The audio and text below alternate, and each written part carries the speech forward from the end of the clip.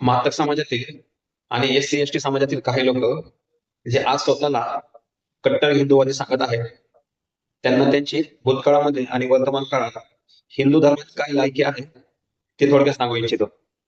1950च्या अगोदर म्हणजे डॉक्टर बाबासाहेब आंबेडकरांनी लिहिलेलं संविधान लागू होण्या अगोदर या देशामध्ये हिंदू ब्राह्मण लोक एससी आणि एसटी लोकांना दलित अस्पृश्य समजत होते. त्यांना कुठल्याही प्रकारचा शिक्षणाचा अधिकार देत नव्हते. ना चांगलं राहण्याचा, ना चांगलं खाण्याचा अधिकार होता.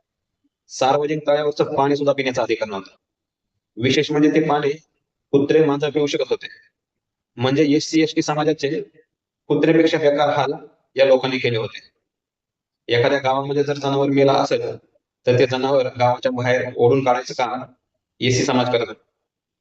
आणि आज वर्तमान काळामध्ये एससी एसटी समाजातील एखादा मुलगा मंदिरात गेलेला दिसला तर त्याला बेदम मारतात. एखादा लहान मुलगा असला तर त्याचे कपडे काढून त्याला उन्हात बसवतात. डॉक्टर बाबासाहेब आंबेडकर लोकशाही अनुभव साठी यांच्या जयंतीमध्ये भांडण झालं तर तेथील तरुणांचा जीवन खून करतात.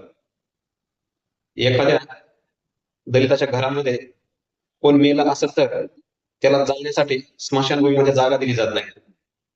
एखाद्या सवर्ण हिंदूच्या मुलीसोबत दलित मुलाने लग्न केलं तर त्याचा खून केला जातो. तर अशा प्रकारची वागणूक आज या हिंदू धर्मामध्ये एससी एसटी समाजाच्या लोकांना दिली जाते, जे आज स्वतःला कट्टर हिंदूवादी समजत आहेत.